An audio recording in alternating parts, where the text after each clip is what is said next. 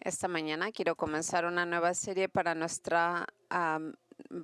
cuando nosotros tenemos la Cena del Señor cada mes, y quiero que empezamos a estudiar nosotros esta nueva serie estudiando los 10 mandamientos.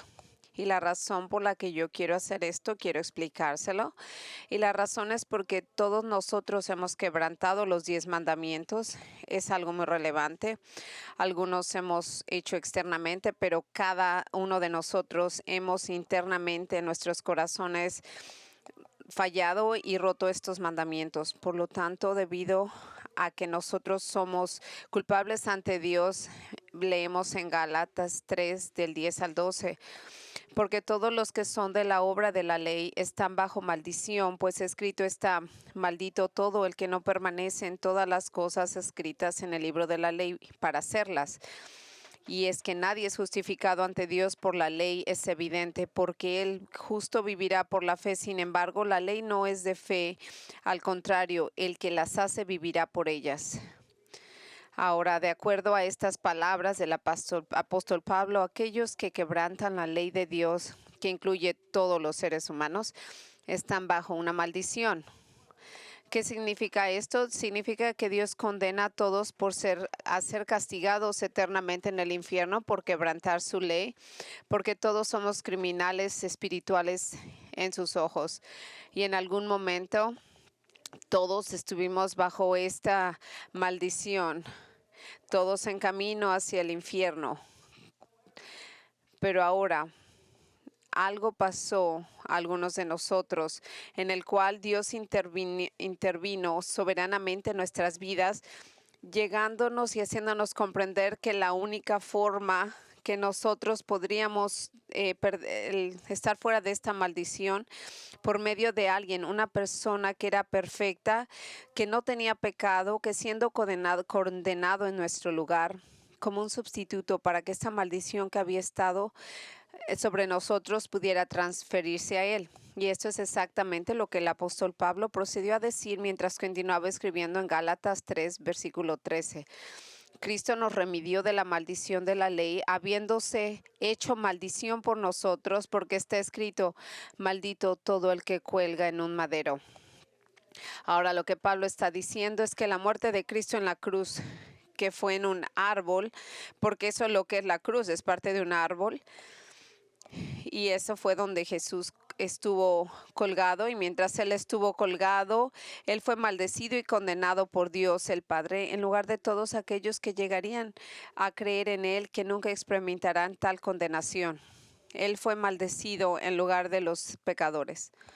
Pero antes de que entendiéramos la muerte sustitutiva de Cristo, antes de que nosotros entendiéramos el significado de esto, de que nos diéramos cuenta de que Él estaba maldecido en nuestro lugar, primero tuvimos que ver que éramos pecadores horribles, que éramos transgresores de la ley, que violábamos cada expresión del carácter santo de Dios revelado en los 10 mandamientos, porque esto es lo que nos expresa el carácter puro de Dios. Y nosotros, con toda razón, estábamos justamente condenados en frente de Él. Vemos en Gálatas 3:24, de manera que la ley ha venido a ser nuestro ayo para conducirnos a Cristo. En otra palabra, la ley es como una tutora para que nos conduce a Cristo. Es decir, la ley nos enseña la verdad acerca de nosotros.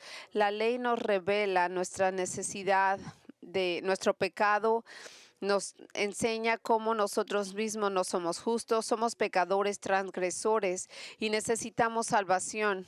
Y verás, solo es así cuando nosotros sabemos lo horrible de nuestro pecado y nuestra condena ante Dios, que hemos violado cada uno de sus 10 mandamientos, que vemos nuestra desesperada necesidad de la misericordia de Cristo para salvarnos. Eso es precisamente la razón por la que Jesús dijo en Marcos 5:17, no son los sanos los que necesitan un médico, sino los que están enfermos. No he venido a llamar a los justos, sino a los pecadores, solo aquellos que saben que tienen una enfermedad fatal en sus almas. estos que están enfermos del pecado, los que están conscientes de que necesitan a Cristo, el gran médico, para sanar sus almas por su misericordia y gracia salvadora. Solamente esas personas que saben qué tan horrible es su condición son los que buscan a Cristo. Las personas que, digamos, santurronas, no piensan que necesitan a Cristo para sanar su alma porque ellos saben que sus corazones, ellos desconocen que o aceptan que sus corazones están enfermos de pecado, así que no vienen a Dios para sanidad. Pero note esto, es la ley de Dios que nos revela cuán espiritualmente enfermos y condenados estamos ante su santidad. Con respecto a esta condición pecaminosa y el poder de Dios y de su ley para enseñarnos nuestra misma situación, Martín Lutero, el reformador alemán, dijo esto: mientras una persona no sea homicida, adúltera o ladrona, jurará que es justa. ¿Cómo va Dios a humillar a una persona así? Que así no es por medio de la ley, y la ley es el martillo de la muerte, el trueno del infierno, el trueno de la ira de Dios, para derribar a los hipócritas orgullosos y desvergonzados. Cuando la ley fue instituida en el monte de Sinaí, fue acompañada por relámpagos y por tormentas, por el sonido de trompetas, para hacer pedazos a ese monstruo llamado justicia propia. Mientras una persona piense que tiene la razón, va a ser incomprensiblemente orgullosa y presuntuosa. Va a odiar a Dios, despreciará su gracia y misericordia, ignorará las promesas de Cristo. El evangelio de libre perdón de los pecados a través de Cristo nunca atraerá a los santurrones. Este monstruo y esta santurronería, esta bestia de dura cerviz, necesita un hacha grande, y esto es lo que es la ley, una hacha grande. Y es por eso por lo que quiero hacer yo esta serie, para que podamos entenderlo cada vez que tomamos la comunión. Porque el propósito de la cena del Señor es recordar la muerte de Cristo por nosotros, para que lo alabemos y le demos gracias por todo lo que ha hecho por nosotros. Y qué manera mejor de apreciar su muerte que recordar qué tan culpables, condenados fuimos algún día, habiendo quebrantado cada uno de los 10 mandamientos. Y todo lo que para entender cuántas cosas nos han perdonado. Y para entender qué tan culpables somos, podemos entender qué tanto Él nos ha perdonado. Así que mi razón para hacer esta serie y para recordarlo una vez al mes es solamente para recordarnos de lo que Jesús nos salvó. Esa culpabilidad de haber roto cada uno de los 10 mandamientos. Y esa es la expresión de los estándares de Dios. Y realmente mi deseo es de que nosotros acabemos este estudio con un gran sentido de amor y gratitud por Él, por librarnos de la condenación que nos merecíamos. Así que esta mañana, en el primer mensaje de esta serie mensual, me gustaría que consideráramos el primero de los 10 mandamientos que se encuentra en Éxodo 20 al 3. Dice: no tendrás otros dioses delante de mí. No tendrás otros dioses delante de mí. Así que ahora yo me doy cuenta que ese mandamiento inicial puede ser visto por algunos totalmente irrelevante, anticuado, sobre todo para los estadounidenses modernos, porque parece que suena como a gente dirigida, que ellos adoran objetos de metal, madera, piedra, que están involucrados en politeísmo, la adoración de muchos dioses. Y como eso no es cierto para nosotros pensaríamos que esta es una reliquia obsoleta y tan lejana a nosotros que no es relevante para nuestra vida. Y ahora, hay algunas leyes que existen en nuestro país que también son extrañas y anticuadas, y que algunas de ellas también son cosas del pasado que son irrelevantes para hoy, que podrían parecer así. Así que le voy a explicar algo. Hace unos años yo investigué algunas de las leyes obsoletas y descubrí lo siguiente. No estoy inventándolo, ¿ok? Por ejemplo, en Lexington, Kentucky, hay una ley en los libros que prohíbe a las personas de llevar un cono o un helado en su bolsillo. O sea que si vaya, que no lo encuentren con un helado en la bolsa. En Lawrence, Kansas, hay una ley que dice que es ilegal caminar por la calle con abejas en el pelo. ¿Por qué alguien haría eso? Yo no sé, pero bueno, hay una ley. En Danville, Pensilvania, existe una ley que exige que todas las que donde van a hacer un incendio, todas las pipas de donde sacan el agua, tienen que checarla una hora antes de usarlas. Ahora, si yo me pregunto, si uno supiera una hora antes cuando va a haber un incendio, entonces no habría razón para usarlas de cualquier modo. Hay algunas más interesantes de estas leyes que dice que, por ejemplo, en Arizona es ilegal cazar camellos, en Atlanta es ilegal atar una jirafa a un poste. Así que ya sabe, en Michigan no se puede encadenar a un cocodrilo de donde sale el agua para los bomberos. Yo no creo que había cocodrilos en Michigan, pero si usted hubiera, no podría amarrarlo usted de donde salen el agua para los incendios. Si alguna vez ha estado en Toledo, Ohio, es útil saber que es un delito arrojarle un reptil a alguien. Yo me pregunto que dice que también en Oregón hay una ley en la cual dice que usted no puede patear una serpiente en la cabeza. En Oregón dice que no puede vendarle los ojos a una vaca que está cerca de la carretera. Y hay otra dice que en Arkansas que no es, y en Minneapolis no se puede usted burlar de un zorrillo. Ahora bien, todas estas leyes no suenan extrañas porque están muy desconectadas y sin relación con el mundo real en el que vivimos hoy. Aunque posiblemente nadie las va a tomar en serio porque están realmente removidas de nuestra vida moderna. Pero eso no es cierto de ninguno de los 10 mandamientos y especialmente no es cierto de este primero: no tendréis dioses ajenos delante de mí. Este primer mandamiento es extremadamente pertinente y aplicable para nosotros, al igual que lo fue para los antiguos israelitas que escucharon por primera vez estas palabras al pie del monte Sinaí hace como 3,500 años. De hecho, este primer mandamiento es la base de todos los demás mandamientos. Porque sin la obediencia a este primer mandamiento no habría razón para tomar en serio ninguno de los otros mandamientos. Ahora, con el fin de entender la plenitud de este versículo y sus aplicaciones e implicaciones para nosotros, es útil acercarse a él de la siguiente manera. Primero, determinando qué significa este mandamiento y segundo, descubriendo cómo aplica a nosotros. El primero es: ¿cuál es el significado del mandamiento? No tendrás dioses ajenos delante de mí.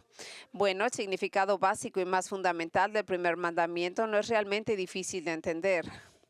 Pero para sondear las profundidades de este mandamiento es útil desglosar este primer mandamiento en varias verdades claves, siendo una de estas verdades: todos los demás dioses deben de ser rechazados.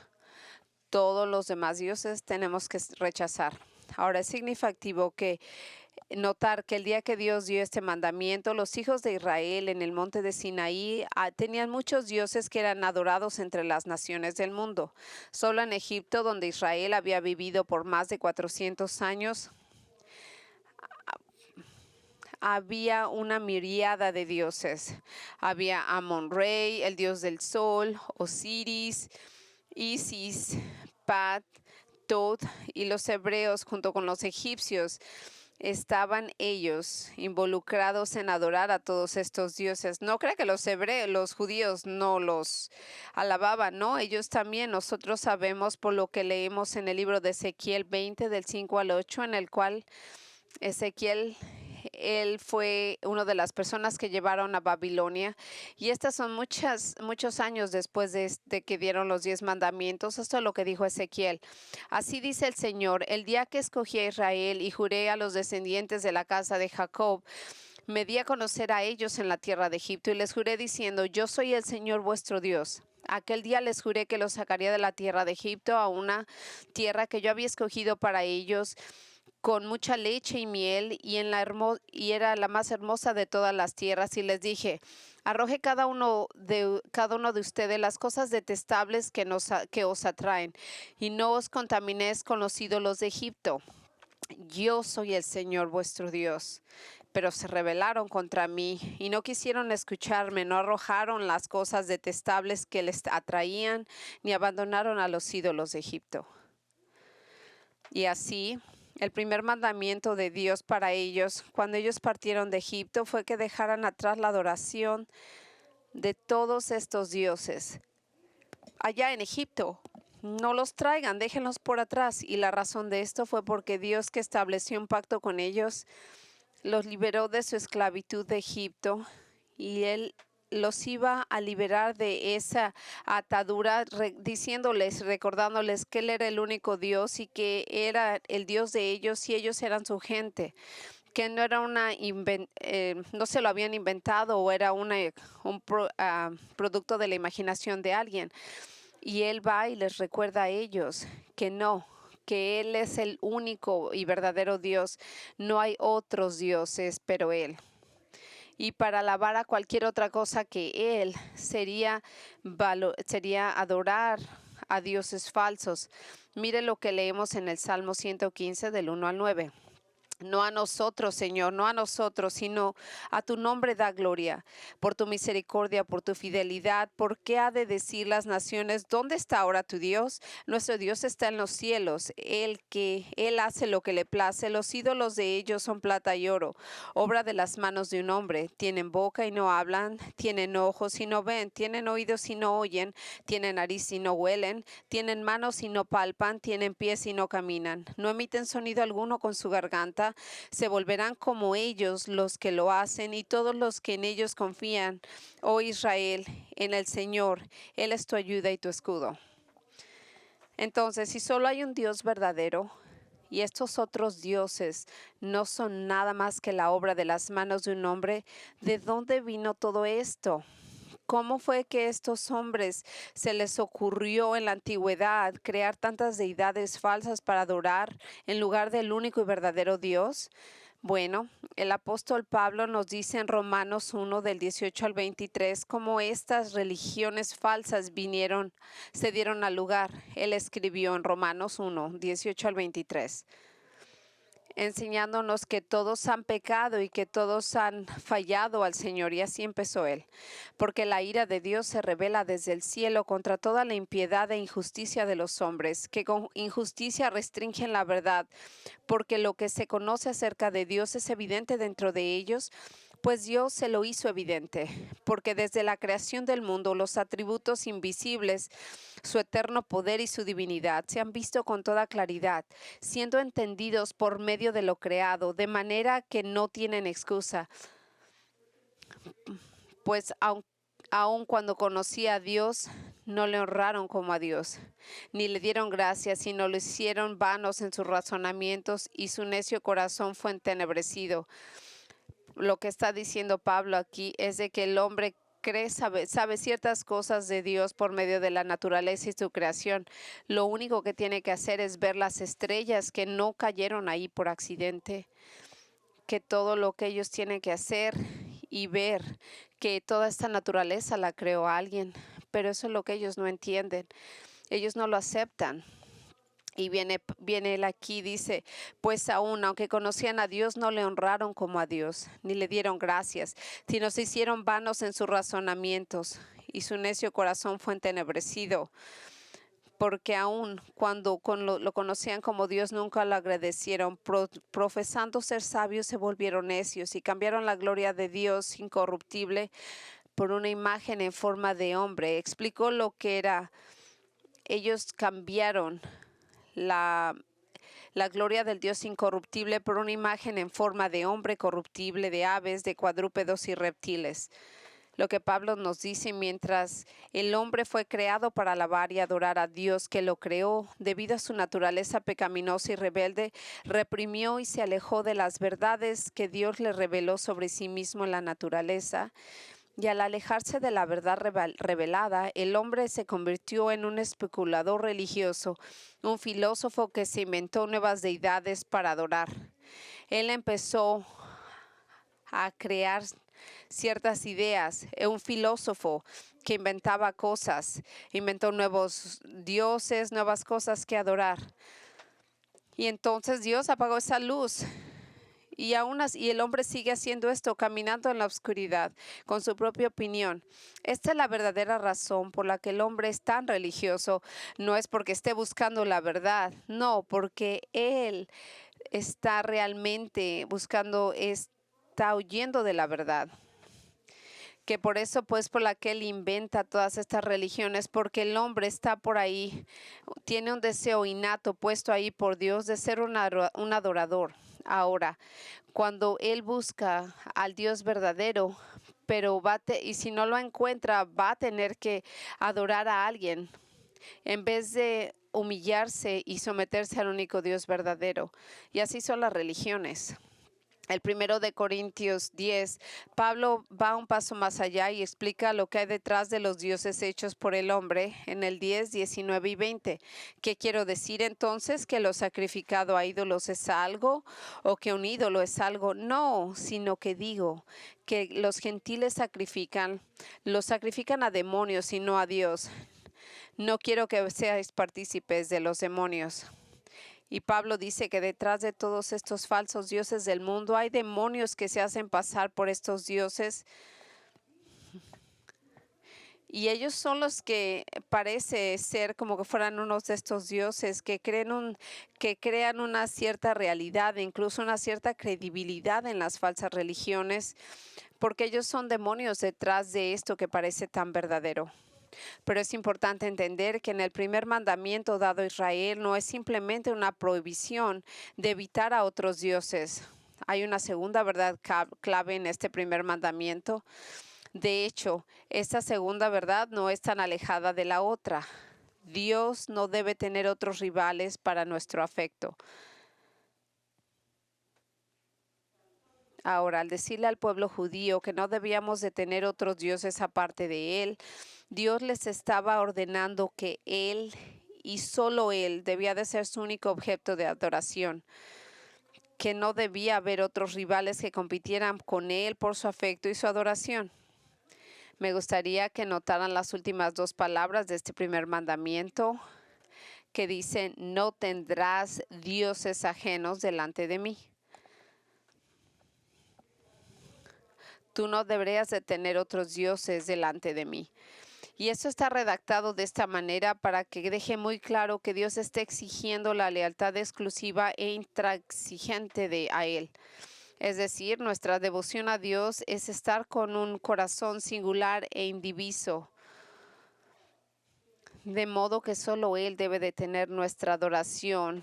Y ve el énfasis en solo Él. Él es el único que merece nuestra adoración. No hay nadie ni otros rivales por el afecto a Él. De hecho, se podía decir que la devoción exclusiva, indivisible y amorosa a Dios es el punto principal de todos los mandamientos. Y yo le digo esto porque esto es lo que vemos claramente en Deuteronomio 6, el 4 y el 5.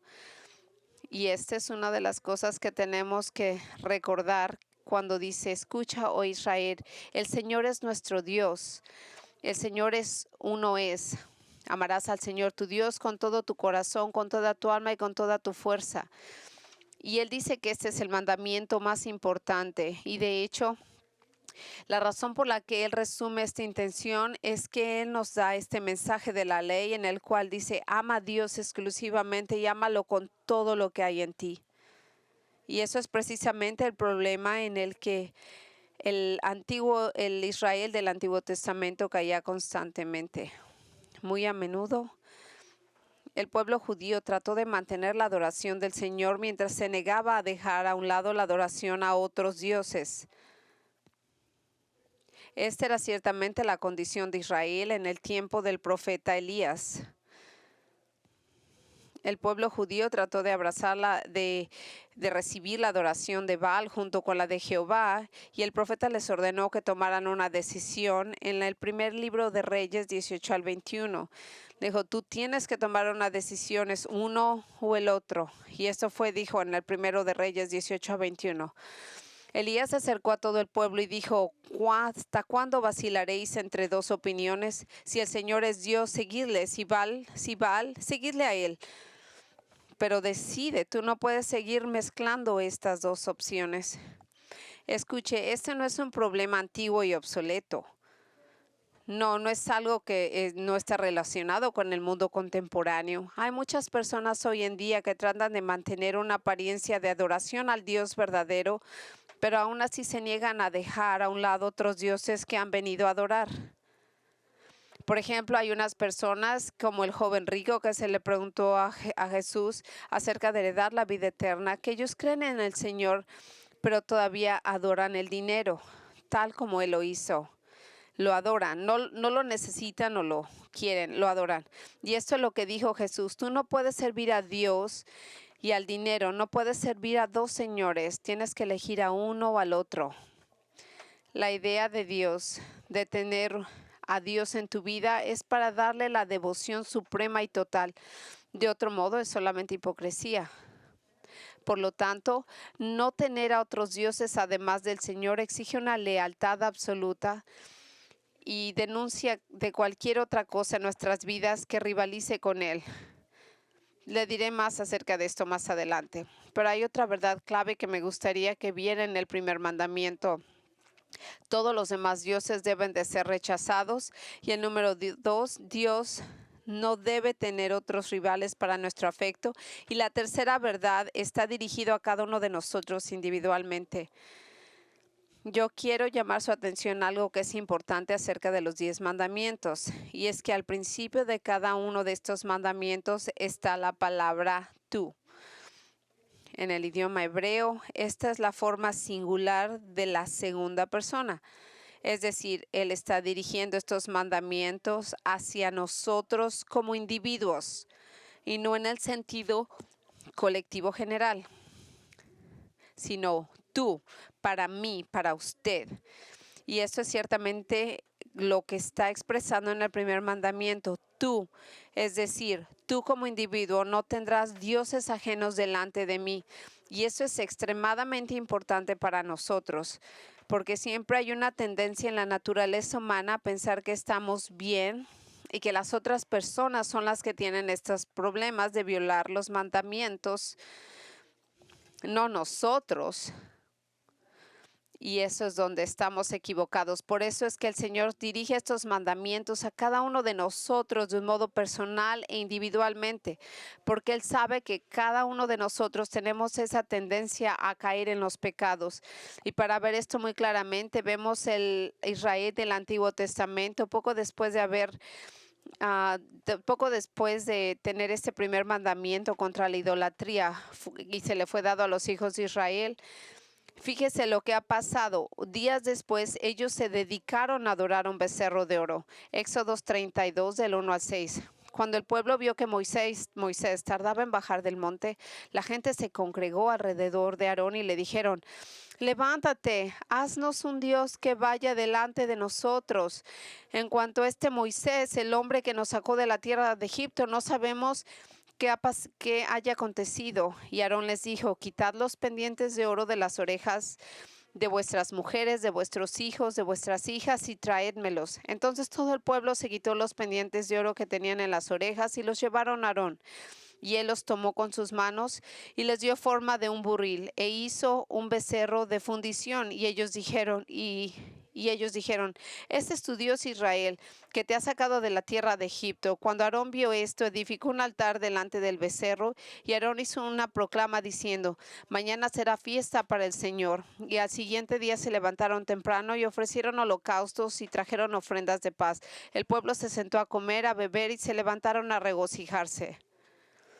Ahora, este llamado por parte del pueblo judío a crear y adorar un ídolo fue acomodado por Aarón, el hermano de Moisés. Él no se negó, el mismo hermano de Moisés, que más adelante se convertiría en el primer sumo sacerdote de Israel. Él dijo: tráeme todo el oro, y creó un ídolo. Y cuando Moisés lo confrontó, ¿qué hizo él? Bueno, él excusó a sí mismo, no asumió ninguna responsabilidad personal por su pecado y culpó al pueblo por esto. En Éxodo 32, del 21 al 24 dijo: entonces dijo Moisés a Aarón: ¿qué te ha hecho este pueblo para que hayas traído sobre él tan gran pecado? Y Aarón respondió: no se encienda la ira de mi señor, tú conoces al pueblo, es propenso al mal, porque me dijeron: haznos un Dios que vaya delante de nosotros, pues no sabemos qué le ha acontecido a este Moisés, el hombre que nos sacó de la tierra de Egipto. Y yo les dije, el que tenga oro que se lo quite. Y me lo dieron, lo eché al fuego y salió este becerro. Amigos, este es posiblemente el primer comediante judío. Porque imagínense, si usted cree eso, creería que aquí mismo Elvis está en la casa. Él, él no sabe cómo se creó esta forma de un becerro. Él dijo, yo arrojé el oro y salió este becerro. Yo me imagino que Moisés debía haber estado riéndose de él. Pero amigos, al igual que Aarón, nosotros tenemos dificultades para ver los ídolos en nuestras vidas. Por lo tanto, nosotros vemos a esta gente, acomodamos a la gente, tratamos de justificarlo. Así que cuando nosotros nos vamos moviendo sobre el significado de este primer mandamiento, algunas aplicaciones e implicaciones del primer mandamiento. Al mirar el primer mandamiento y tratar de ponerlo en un contexto del siglo XXI, hay una explicación religiosa que es obvia, que aunque lo que estoy a punto de decir puede que no encaje en la narrativa de nuestro mundo de ser tolerante de las creencias religiosas de los demás, es bíblicamente correcto y se necesita decir. Todas las otras religiones del mundo, Islam, hinduismo, budismo e incluso judaísmo, por nombrar algunas, adoran dioses diferentes al de la Biblia. No al Dios de la Biblia. Allah no es otro nombre para el único y verdadero ser supremo. Allah es un imitador demoníaco del Dios verdadero, y algún día toda rodilla, incluida la rodilla de Mahoma, se doblará ante Jesucristo y reconocerá como Señor, el Señor y amo de la gloria. Por lo tanto, no se deje engañar por la tolerancia religiosa de nuestros días. Cualquiera que adopte un sistema religioso fuera de las verdades de Dios que se nos han revelado en la Biblia es un idólatra. Y no tenga miedo, no se intimide de decir esto. El apóstol Pablo no lo era. Él no tenía miedo a decirle a alguien. Escuche lo que el apóstol dijo a los filósofos atenienses en Hechos, en Atenas. Escuche su sabiduría, su poder cuando les habla a ellos en Hechos 17 del 22 al 31. Entonces Pablo, poniéndose en pie en medio del Areópago, dijo: varones atenienses, percibo que sois muy religiosos en todo sentido, porque mientras pasaba y observaba los objetos de vuestra adoración, ahí también un altar con una inscripción al Dios desconocido. Pues ahora lo que vosotros adoráis sin conocer, esto es un anuncio yo, el Dios que hizo el mundo y todo lo que hay en él, puesto que es el Señor del cielo y en la tierra, no mora en templos hechos por las manos de hombres, ni es servido por las manos humanas, como si necesitara algo, pues Él da todo vida y aliento y todas las cosas. Y de uno hizo todas las naciones del mundo para que habitaran sobre la faz de la tierra, habiendo determinado sus tiempos señalados, los límites de su habitación, y para que buscaran a Dios, si alguna manera palpándole hallen, cuando no está lejos ninguno de nosotros, porque en él vivimos, nos movemos y existimos. Así como algunos de vuestros mismos poetas han dicho, porque también nosotros somos de linaje suyo, siendo pues linaje de Dios, no debemos pensar que la naturaleza divina sea semejante al oro, plata y piedra, esculpidos por el arte y el pensamiento humano. Por lo tanto, habiendo pasado por altos tiempos de ignorancia, Dios declara ahora a todos los hombres en todas las partes que se arrepientan, porque Él ha establecido un día en el cual juzgará al mundo en justicia por medio de un hombre a quien le han asignado, habiendo presentado pruebas a todos los hombres al resucitarle de los muertos. Como verá, Pablo no tenía miedo a decirles de su adoración, que estaba equivocada. Él no estaba intimidado por ellos. Él le dijo: tu alabanza está basada en la ignorancia, tú eres un ignorante. Y esto es lo que le dijo: tú tienes que arrepentirte, porque tú estás dejando al verdadero Dios a un lado, te tienes que arrepentir, porque Él va a juzgar al mundo algún día, por medio de Jesucristo, el hombre, el Dios hecho carne, y es lo que va a hacer.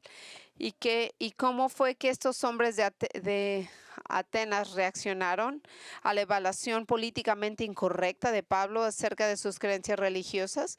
Bueno, cuando oyeron hablar de la resurrección de los muertos, algunos comenzaron a burlarse, pero otros dijeron: ¿volveremos a oírte acerca de esto? Eso es exactamente la manera en que necesitamos proclamar a Cristo. Si vamos a honrar al primer mandamiento, entonces tenemos que decir a los demás con amor, pero con firmeza, sin concesiones, las afirmaciones exclusivas del Evangelio, que Jesucristo es el único Dios verdadero y que aparte de Él no hay otro Dios, ni su salvación en ningún otro nombre. El no hacer esto es dar la impresión de que realmente no hay una gran diferencia entre el cristianismo y las otras religiones de este mundo. Pero hay una gran diferencia. Jesús dijo, es una eternidad de diferencia. Esto es lo que dijo Jesús. Yo soy el camino, la verdad y la vida. Él no dijo, soy alguno de los caminos, alguna de las verdades. No, Él dijo, yo soy el camino, la verdad y la vida. En Hechos 4:12 dijo, en ninguno otro hay salvación, porque no hay otro nombre bajo el cielo dado a los hombres en que podamos ser salvos. Escribiendo a los romanos, vamos a entender que solamente hay uno. Y es lo que dijo el apóstol Pablo cuando le habla a los romanos. Romanos 1:16, porque no me avergüenzo del evangelio, porque es el poder de Dios para salvación a todo el que cree, al judío primeramente y también al griego. Esto es lo mismo que dijo Pablo a todos aquellos en Roma, a los líderes del imperio romano, y les dijo, yo no me avergüenzo del evangelio, porque es el poder de Dios en salvación.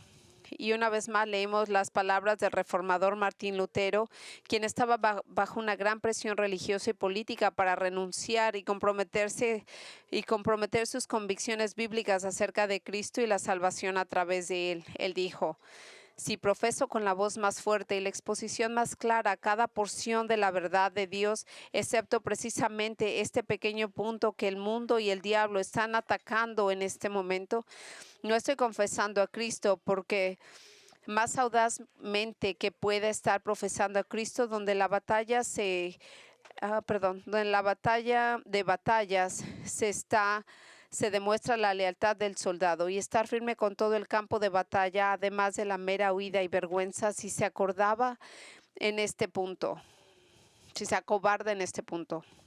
Así que mis muy queridos hermanos, honren al Señor sin pena, sin temor. Y yo le diré en una nota más personal, yo quiero decirle que si vamos a ser obedientes al primer mandamiento, nosotros tenemos que poner a un lado cualquier ídolo de nuestra vida. Así que mientras nuestra cultura ya no nos inclinamos ante los ídolos de metal, de piedra, de madera, ciertamente tenemos ídolos dentro de nuestro mundo.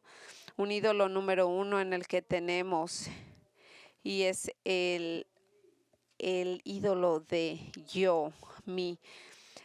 Cada vez que uno se ama a sí mismo más de lo que uno ama a Dios, cuando nuestra voluntad y las cosas que queremos son más importantes que lo del Señor, cuando somos la persona más importante en este mundo y conseguir lo que yo quiera, entonces usted se ha creado a un mismo ídolo, usted mismo.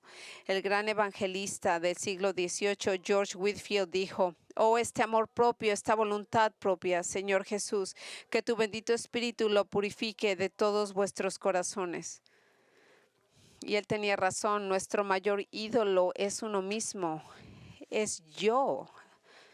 Pero además de uno mismo, si hay algo o cualquier otra cosa o persona en su vida con la que se siente usted más leal que el mismo Dios, eso se ha convertido para usted otro Dios, un rival a la devoción del Señor. Y la forma en que puede determinar si algo es un ídolo en su vida es preguntándose a sí mismo, ¿qué sería más difícil para usted de renunciar? ¿Qué sería más difícil que usted dejara a un lado, si tuviera que dejarlo a un lado y le costaría trabajo y diría que no, yo no quiero? ¿Qué sería? ¿Un pasatiempo? ¿Una relación con una persona? ¿Una carrera? ¿Su salud? ¿Su dinero? ¿Ciertos alimentos? ¿Cierta música? ¿Entretenimiento? ¿Qué sería? ¿Qué sería esa cosa que si Dios le dijera abandona estas cosas en tu vida, usted lo haría con alegría? Usted verá en sí mismas, estas cosas están bien y tienen un lugar apropiado en nuestras vidas, pero se pueden fácilmente convertir en ídolos cuando disfrutamos más a estas cosas que disfrutamos al Señor, cuando se convierte en nuestros principales deleites en la vida en lugar de deleitarnos en el mismo Dios. Ahora en el Nuevo Testamento menciona varios ídolos específicos que somos propensos a amar y adorar más que al mismo Dios. Uno de ellos es el placer. Pablo le dijo a Timoteo, en los últimos días vendrán tiempos difíciles porque algunos serán amadores de los placeres más amadores de Dios que de Dios. Ahora, esto no significa que no pueda usted disfrutar cosas. Pablo le dijo a Timoteo en su primera carta que Dios nos provee ricamente de todas las cosas para disfrutar. Y esto es verdad. Dios quiere que disfrutemos las cosas, pero Él quiere que nos aseguramos que estos placeres no se hacen unos ídolos, que nosotros queremos estas cosas que disfrutamos más que al mismo Dios, que nunca querramos nada más y amemos nada más que a Él. Esto es lo que debemos de hacer cuando tenemos la dificultad de dejar ciertas actividades o cosas por Él. Digamos que a usted le gusta un cierto hobby o hacer cierta actividad, hasta un equipo deportivo. Usted lo pensaría, yo le estoy diciendo esto, me estoy predicando a mí mismo porque yo tengo una pasión por el béisbol y los gigantes, y mi pasión por correr se convirtieron en mis ídolos y muchas veces me tuve que arrepentir de mi idolatría. No solamente dije, oh, no sé qué pasó, Señor, ya cayeron me cayeron estos tenis de la nada. No, para nada. Yo sabía que era algo que empecé a querer más que a Dios en algún momento y me arrepentí. Incluso hay ciertas cosas que amamos con mucha pasión, como nuestro esposo, hijos, padres, amigos, pero aun cuando los queremos tanto, ellos no pueden tomar el primer lugar en lugar de Dios. De lo contrario, los hemos convertido en ídolos. Les recuerdo que los corintios pecaron cuando hicieron a sus ídolos, hicieron ídolos a sus líderes espirituales. Así que si usted tiene algo ahí que dice yo debo de tener, es no. Cuando uno dice yo tengo que tener tal cosa, es un ídolo. Y hay muchas otras cosas que podemos nosotros querer, es como la inmoralidad sexual y la codicia. En Colosenses 3:5 leemos, por tanto, considera a los miembros de vuestro cuerpo terrenal como muertos a la fornicación, la impureza, a la pasión, a los malos deseos, a la codicia, lo cual equivale a idolatría. La inmoralidad y la codicia son ídolos, porque perseguirlas nos convertimos en adoradores de nuestros apetitos carnales. Yo tengo que tener esto. Y eso es realmente la conclusión de la idolatría, que vamos a adorar a Dios de las Escrituras con todo nuestro corazón, o bien vamos a adorarnos a nosotros mismos y a los ídolos que creamos para hacernos felices. Por lo tanto, el mensaje de este mandamiento es desechar cualquier cosa en tu vida que compita con Dios por tu adoración y tu lealtad. Destrona todo lo que rivalice tu amor por Dios. Usted lo puede hacer, usted debe de hacerlo. Pero por supuesto, la verdad es de que todos nosotros, en un momento u otro, hemos sido idólatras. En algún momento nos hemos involucrado en la idolatría de una forma o de otra. Algunos todavía están involucrados en poner a algo o a alguien delante de Dios, y por lo tanto todos somos culpables de ser idólatras de un modo en el que hemos quebrantado el primer mandamiento de la ley moral de Dios, porque hemos tenido otros dioses, porque somos culpables en frente del Señor. Hemos creado otros dioses que hemos adorado y que hemos estado bajo la maldición de la condenación de Dios y nos ha hecho merecedores de su juicio eternos.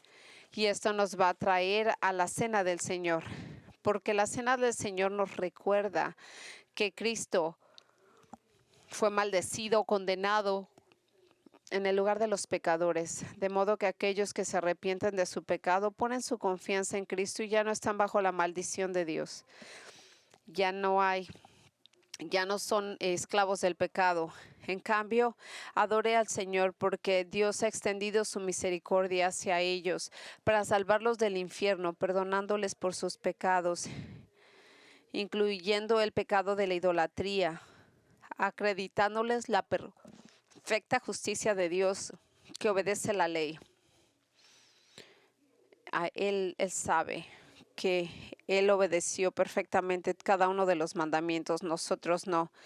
Pero gracias que lo que es Jesús es lo que el Dios ve en nosotros. Vemos en Efesios 1 del 7 al 8. En Él tenemos redención por medio de su sangre, el perdón de nuestras ofensas, conforme a las riquezas de su gracia que nos prodijo. Él no solo nos dio, sino nos dio abundantemente todo lo que necesitamos. Y eso es lo que recordamos al observar la cena del Señor. Recordamos que algún día fuimos pecadores condenados, transgresores, idólatras de la ley. Cristo tomó nuestro lugar en la cruz. Déjeme que le explique. Así que cuando el Padre miró a su Hijo y lo vio en la cruz colgado, culpándolo por todos los pecados, porque Él estaba absorbiendo nuestros pecados. Cuando usted piense que el Hijo de Dios, inocente y precioso, mientras Él colgaba en la cruz, fue castigado como si Él fuera un idólatra, porque ese era nuestro pecado. Y así fue Él castigado, fue juzgado, fue condenado en nuestro lugar. Y así por eso nosotros, gracias por su gracia y su piedad, somos perdonados de nuestros pecados. Y Dios nos recuerda que nosotros, por medio del sacrificio de Jesús, por Él, por nosotros en la cruz, nos recuerda estas palabras que dijo el apóstol Pablo, porque yo recibí del Señor lo que también os he enseñado, que el Señor Jesús, en la noche en que fue entregado, tomó pan. Habiendo dado gracias, la partió y dijo: este es mi cuerpo, que es por vosotros, hacer esto en memoria mía. De la misma manera, después de cenar, tomó la copa, diciendo: esta es la copa del nuevo pacto de mi sangre. Haced esto todas las veces que lo bebas en memoria mía, porque todas las cosas, cada vez que lo bebas y lo comas de esta copa, anunciarás la muerte del Señor hasta que venga. Así que antes de que compartamos el pan, y si usted le recuerda a usted, si tiene un ídolo en su corazón, hágalo ahora. Confiese su pecado, arrepiéntese. Haga a un lado este ídolo, confírmele a Dios y a Jesús su lealtad. Cualquier cosa puede ser un ídolo. Nuestro cuerpo puede ser un ídolo. Yo debo de tener cierto look. Nuestra salud puede ser, tengo que ser saludable. Nuestra ropa puede ser, tengo que tener este estilo correcto, tengo que verme de tal modo. Esta comida, me encanta esa comida, quiero esta comida, me encanta. Yo quiero esto cuando salgo. Todas estas cosas que son los ídolos que nos ponemos. Usted puede orar estas palabras conmigo. El ídolo más grande que yo tengo, ayúdame, Señor. Pero eso es lo que leyó.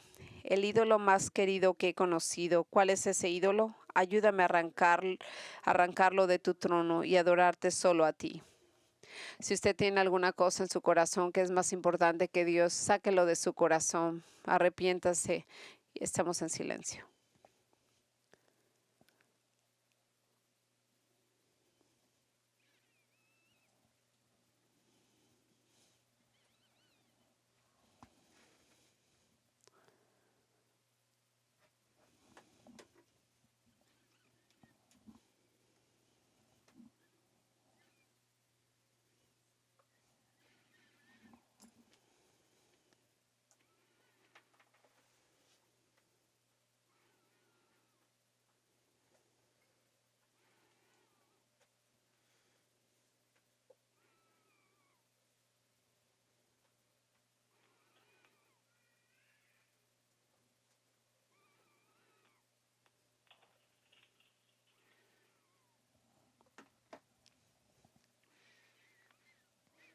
Padre, Yo sé que hay toda clase de ídolos que tenemos en nuestra vida.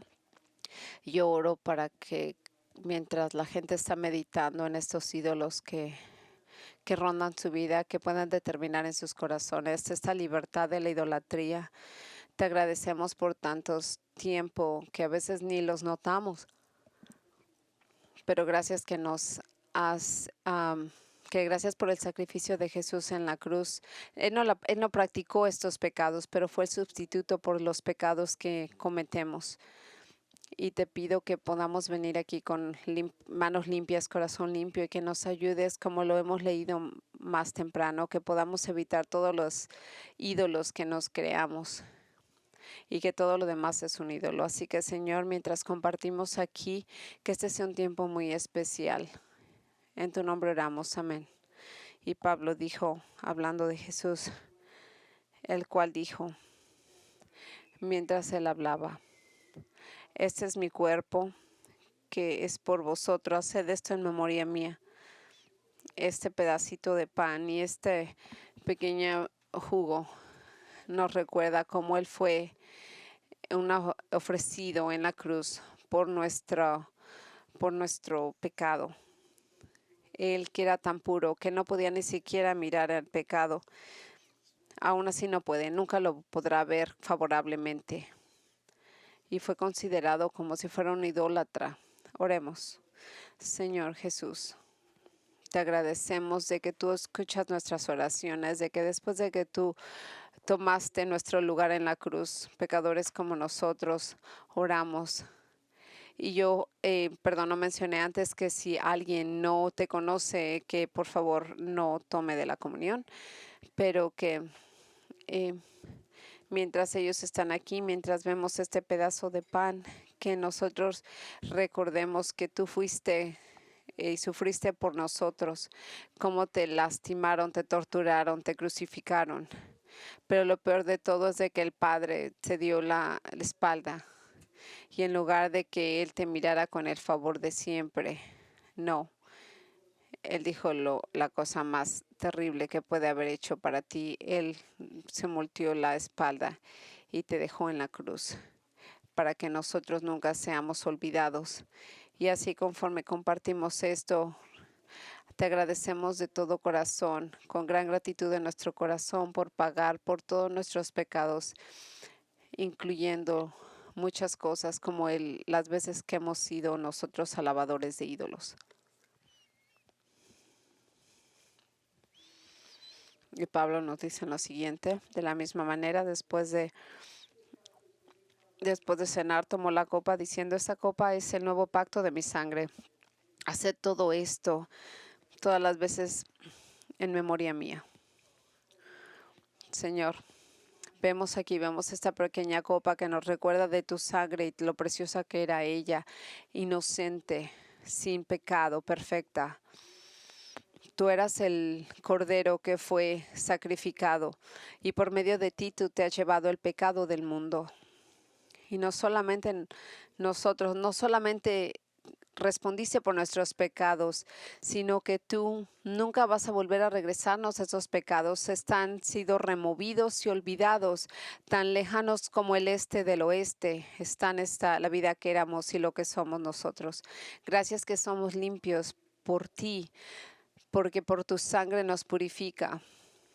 Y así que mientras compartimos de esta copa, el cual nos recuerda y nos da el agradecimiento por tu sacrificio por nosotros, que podemos nosotros confiar que esa terrible muerte que tú enfrentaste, esos clavos que te atravesaron tus muñecas y tus pies, y tú lo hiciste por nosotros. Gracias en nombre de Jesús.